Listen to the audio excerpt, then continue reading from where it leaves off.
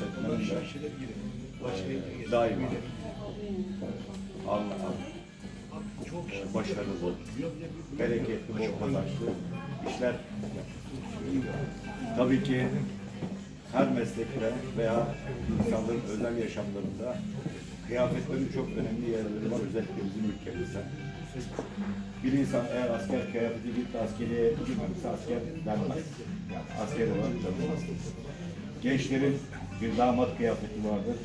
Gelinlerin çocukluğundan, kızlığından itibaren bir beyaz gelinlik giyme hülyası vardır.